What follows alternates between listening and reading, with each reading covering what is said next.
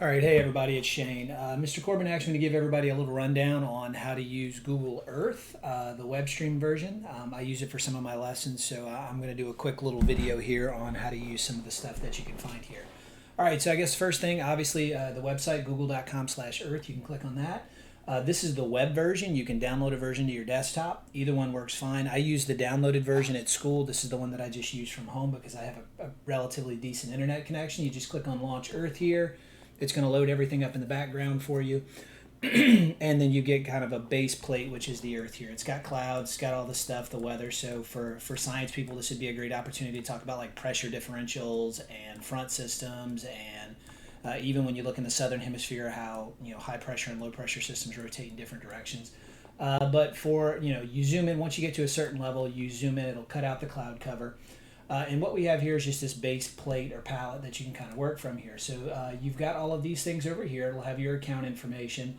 Science and social studies people, I think it's pretty evident what you could use this for. Some of the layers that you can go through here, you can label all of the geographic entities that exist on the Earth. You can go ahead and put longitude and latitudinal lines. So you can talk about that, talk about the prime meridian and things like that. So this is a great thing to work with that. You can turn on clouds, you can turn on 3D buildings, so you can do street view. So if you're doing something where you're talking about the pyramids of Giza, you can literally go look at the pyramids of Giza all the way at street view from these particular things. So you can go through and kind of click through all of these here on the layers section to determine what you want to work with.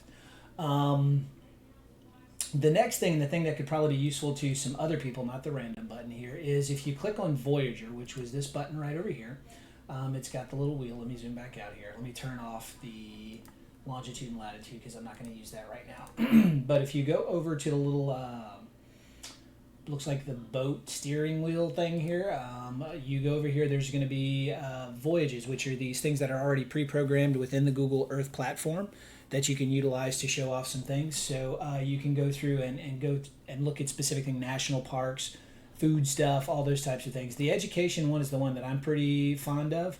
It'll talk about voyages. So for the ELA people, if you wanted to talk about poetry around the world, it'll go and it'll zoom in on specific areas where certain types and forms of poetry had popped up.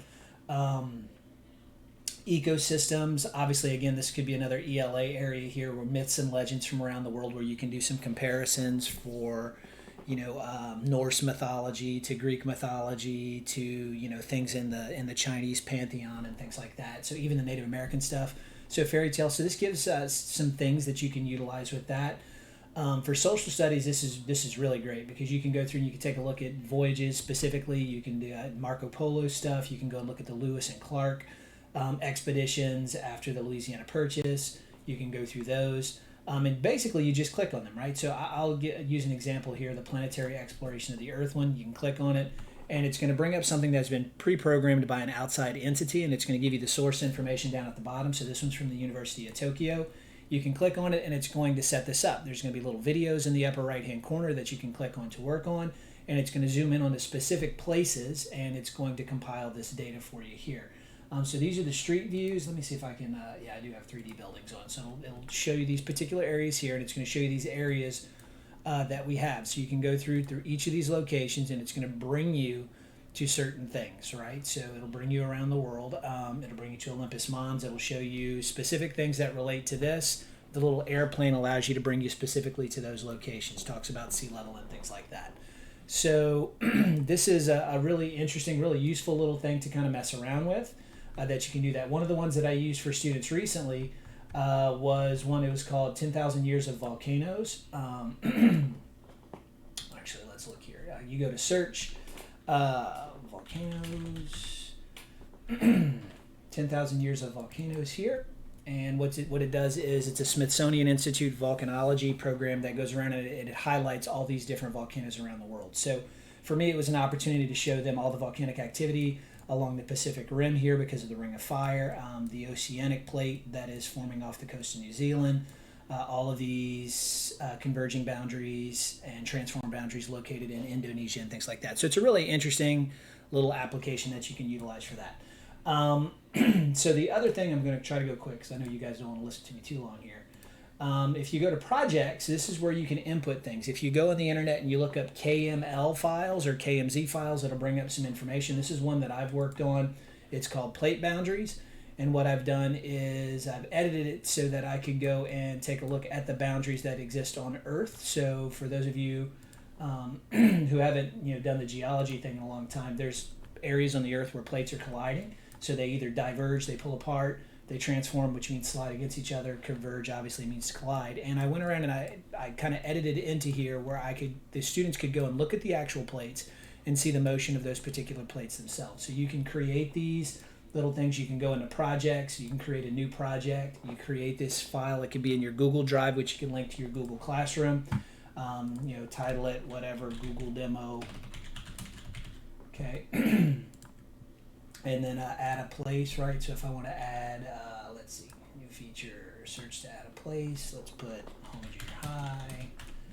Okay, do that. It'll zoom into that particular location. You can add it to project. Okay, so add that, save, it'll save it to that one. If I want to add another place, if you want to go from place to place, let's say a Meteor Crater National Landmark, which is the big natural crater out in Arizona from a meteor impact 50,000 years ago. So I want to add that one. And so I add that to the two places, and it's going to put two little pins that you can see are on my map here as I zoom out. So you could also, all right, so you can see us over here. You can go to the little ruler option and you can drag distances. You can do some of these things here. So if you wanted to talk about locations and things like that, you can do that. Talk about surface area, perimeter, based on these things, the surface of a sphere. I don't know if that's something you guys are doing in math. But again, these are just some things that you can play around with, you can mess with as you're going through that. If any of you have any questions about things that you think I might know, certainly shoot me a little email. I don't mind helping out for these things, but I find it's something kids like. They really like it in class. Obviously, you can zoom in and show them how things have changed. But it's also a really neat thing if you're doing screen capture using the material that Ms. Learette supplied to us. I use a different program for it, but it works the same way.